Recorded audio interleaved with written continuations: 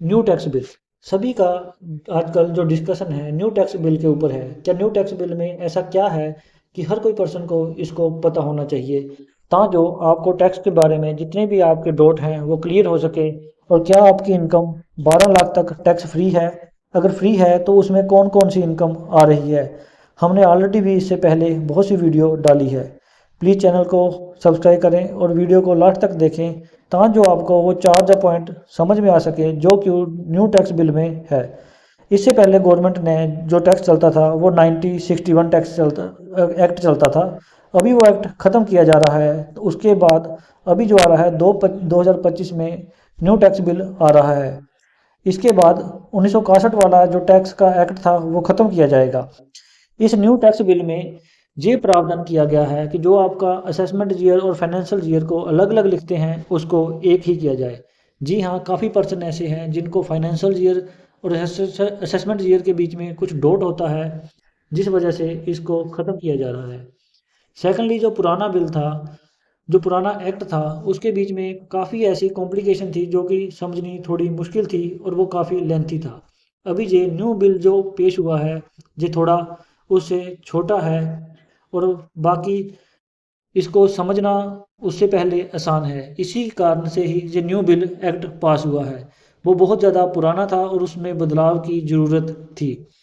इसके बाद आता है कि न्यू टैक्स बिल के बीच में जो आपको आईटीआर कटने की है उसे अब भी दो ही तरीक़ों से रखा हुआ है। जब भी आप आईटीआर फाइल करोगे, या तो आप न्यू रिज्यूम से करोगे या फिर आप ओल्ड रिज्यूम से करोगे। ओल्ड रिज्यूम को गवर्नमेंट ने बजट 2025 में जैसे का तैसा ही रहने दिया है, उसकी लिमिट नहीं बढ़ाई है, जबकि न्यू रिज्यूम की लिमिट जो है 12 लाख से ऊपर कर दी है और इसके अलावा 75,000 रुपये की स्टैंडर्ड डिडक्शन भी दी है। इसका मतलब ये है कि अगर किसी की इनकम 12,75,000 से ऊपर चलती है तब उसको टैक्स देना पड़ेगा। अदरवाइज 12,75,000 से जिसकी भी कम इनकम है उसको टैक्स नहीं देना पड़ेगा, उसको छूट मिलेगी। लेकिन इस छूट के बीच में सिर्फ दो ही इनकम आ रही है, एक है उसकी सैलरी और दूसरा बैंक से होने वाला इंटरेस्ट। अगर ये दो इनकम उनको उसको आती है तो उसको टैक्स नहीं पे करना पड़ेगा।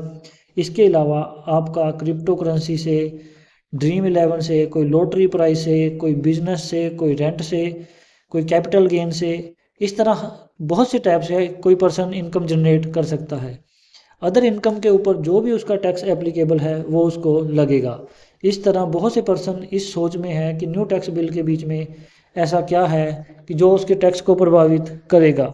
न्यू टैक्स बिल में गवर्नमेंट ने ये छूट दे रखी है, और इसको जो आईटीआर फाइल करने की तरीक है, बहुत से पर्सन ये कह रहे थे कि आईटीआर फाइल की जो तरीक को बढ़ाना चाहिए, क्योंकि कोई भी फॉर्म 16 मई से जून के आसपास पब्लिश होता है और किसी भी इंडिविजुअल आईटीआर को फाइल करने के लिए किसी सैलरी पर्सन को 45 से 60 दिन ही मिलते हैं। ओनली 2 महीने में ही उसे आईटीआर फाइल करने पड़ती है, अदरवाइज उसको प्लंटी लग जाती है।